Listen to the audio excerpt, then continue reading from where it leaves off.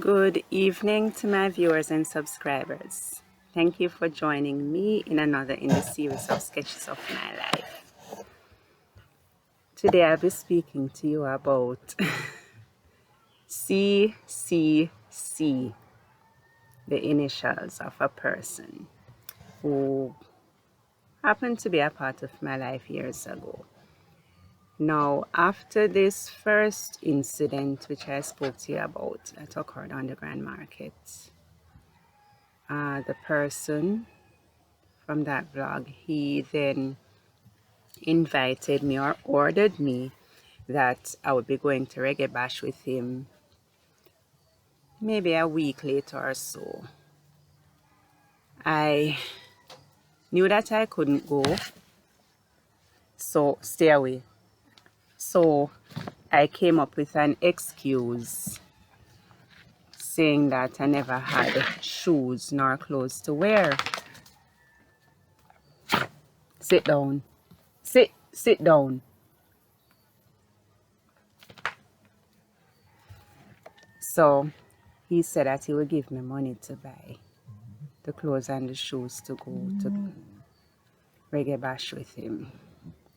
Now, during all of this, I'm praying that him not come with any money and him not come for carry me going nowhere, because I know that I couldn't go. And I couldn't face my mother saying that I wanted to go there, because that would be a no-no, and maybe I'll get licked down for that too. Because yeah, then time I'm still I get licked. So, I was always praying about it, said, do Lord, and make him come. Anyway, he did come with money. And the amount that he came with was, I was like, what is? This can buy shoes, this can buy whatever. Me no wear them cheap clothes and shoes to, when I get shoes and clothes to this money. Then time I must say $200, and then time then that will be the value of maybe $2,000 odd dollars. No, I'm not sure. And he got upset because apparently I embarrassed him in front of his friends. So he was heading around the counter. So I make haste and meet him at the trapdoor thingy that he would lift to go in or out.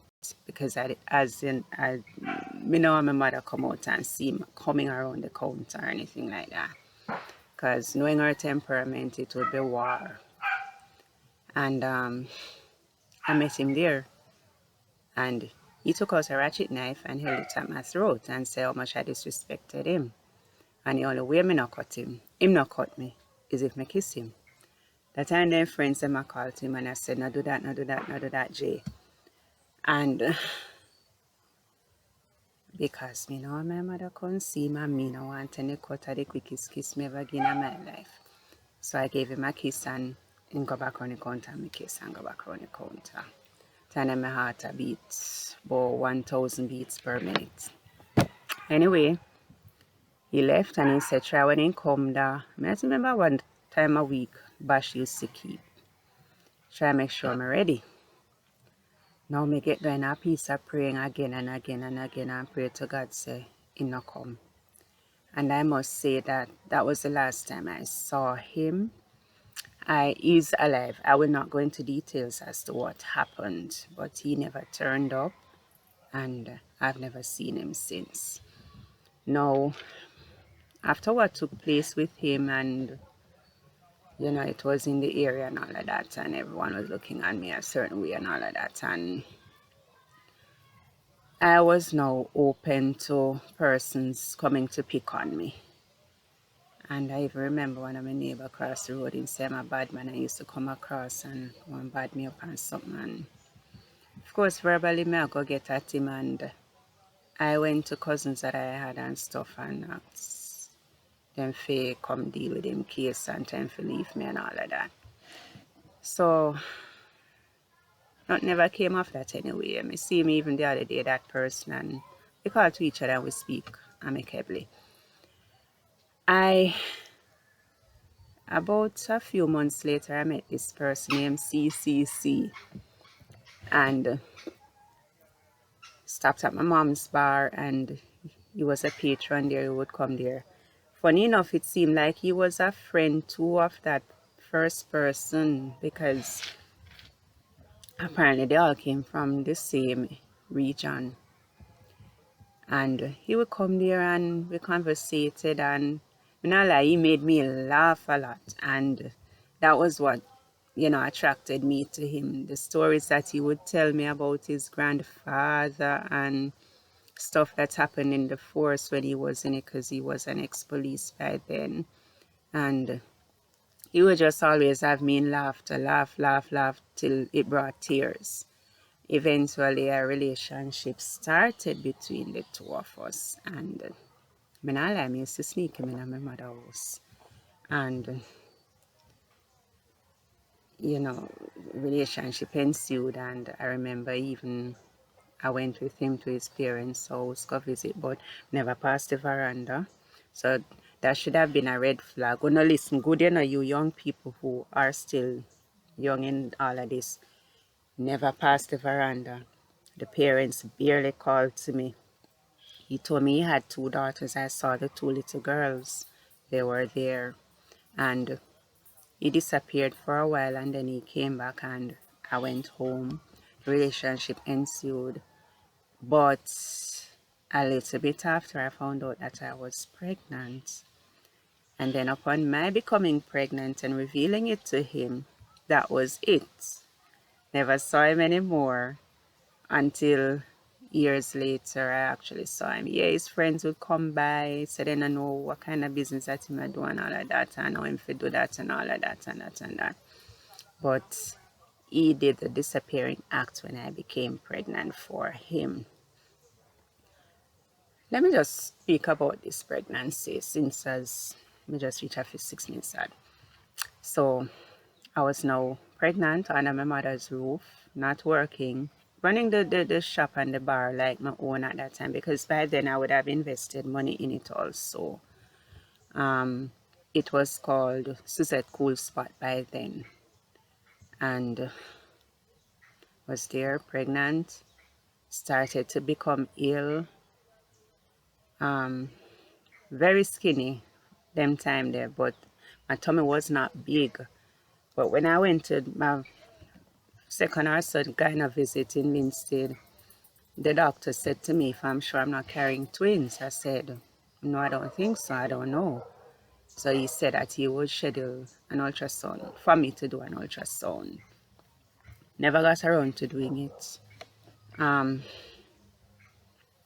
Started to become really ill, and it's like I was just sunken, getting thinner and thinner, although me already thin, eyes gone in and all of that. And my mother, she took me to this place, somewhere down Bog Walk, this lady, and the lady told her something, saying that apparently the person who I was pregnant for, he had someone, and the lady said that we had we had to die because she heard of the pregnancy. And this day that my mom took me to, she said that because it was kind of late, that when we came, she could not save all of us. She could only save one. During all of this, I don't believe all of this will go on still, because I'm not superstitious. And my same mother who carry me did grow me not to be superstitious. And she put me in this room and bathe me with something, and give me other things where when I go home for bathe me with and something. And repeated again that she can't save all of us, only one of us can be saved. I went home, still ill. About a night or two later, I got up. And then, have inside bathroom at that place where we did live at Mount Ross, so we had an outside pit latrine. So, like night I use chimney. So, I hate chimneys, yes, man. I'm so glad I not encounter them anymore. That was a vow I made, never have to deal with them things anymore. Anyway, get up the night and start to pee. Realize I can't stop pee, so I call my mother and I ask her if it's normal for me to be peeing so much and can't stop pee. She said, I'm a head water break. We have to go leave and go hospital. By then it was almost day. Got up and got up and my bag was packed because by then I was 7 months. So, bag was already packed. And told my mother I didn't want to go to Linstead Hospital. I wanted to go to Spanish Town because they were more advanced. And Linstead Hospital never had a good reputation at that time. So I didn't really want to go to an inferior hospital then. So we went to Spanish Town Hospital and I was admitted. And in the wee hours of the morning, I was taken to a room, the labor room. I would then, afterwards come to find out that was that. And I was in there along with another lady. There were two of us in there, the doctors and the nurses that would visit pretty regularly. And then in the morning, I gave birth to a little girl. She weighed 6.5 pounds, 2 ounces. That was Kanda. And then and that was like 5 minutes to 7. A few minutes later, I found myself pushing, and the nurses and the doctor kept on saying to me, stop pushing, stop pushing, stop pushing, you will hemorrhage, you will hemorrhage. I couldn't stop pushing. I kept on pushing. Another baby came and they were all excited and said, this is a little sitmaf twin. You so small, but me never see any belly. And then keep up the excitement and all of that. And I too was excited because of course I had a set of twins, 2 girls. The second one, she weighed 6.25 pounds, 2 ounces. She was born at 7 a.m. Canada.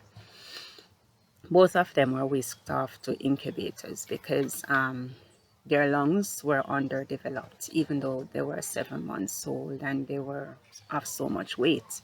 Because I must say that the other lady in the room, she gave birth to a little boy and he was about 2 pounds something. And he survived. And I was brought back to the ward. The babies were in the ICU. And during the course of the day, I was, when I regained a little strength, I was escorted to go down to the incubator to look at them. I saw them. The nurse said, you're not afraid, man, you can touch them. So I pushed my hand in the little hole and I touched them. One of them, her legs kept on opening, so I kept on closing it back, but it kept on coming because she had bandy. And my aunt, Joy, she was there and she was on the outside peeping in. So she peeped in and got a glimpse of the baby. She was the only outside person who really saw them. Went back to my bed. Now, during all of this, I asked if they wanted anything for them. They said no. Because in the nursery, they don't bring things in there for the babies. They use their own stuff. So I remember in the night, I was asleep and a nurse aide or assistant, she awoke me and asked me for a nappy. So I was giving her 2. She said, no, only 1.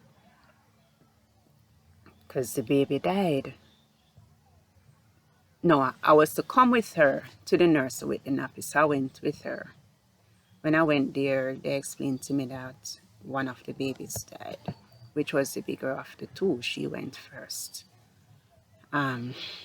They took the nappy and they wrapped her and they asked me if I wanted. No, they never asked me, then burn her. Yeah, I was not asked. They burnt her.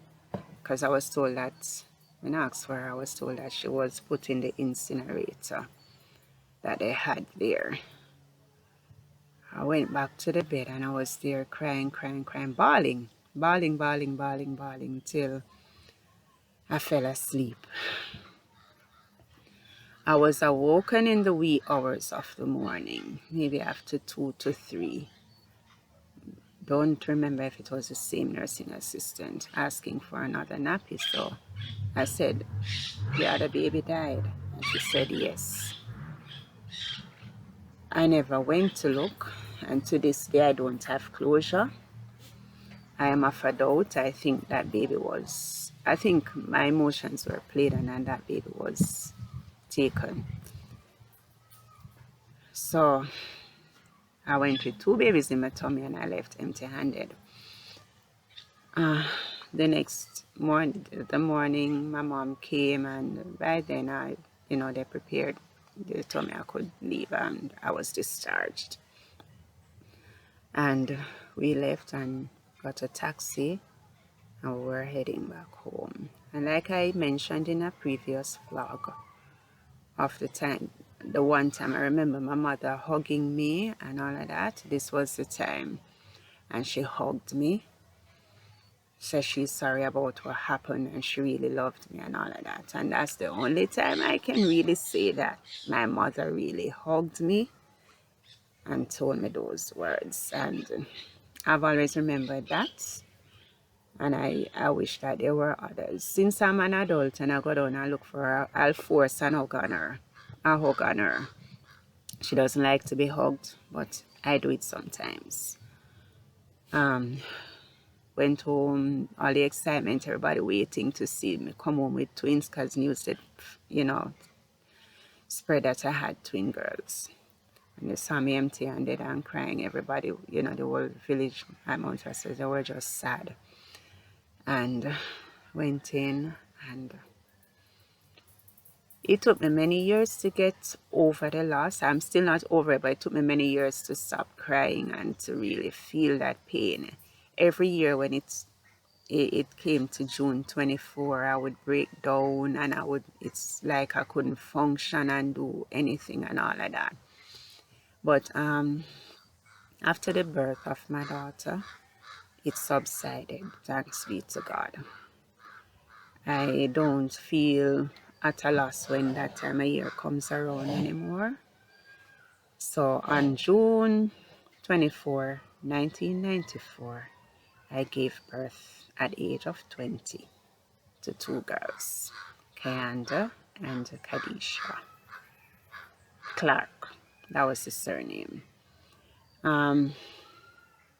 I gained a niece a few months after by my brother, my big brother, and I named her, because I would, I named two of my children, and I gave her the twins' names.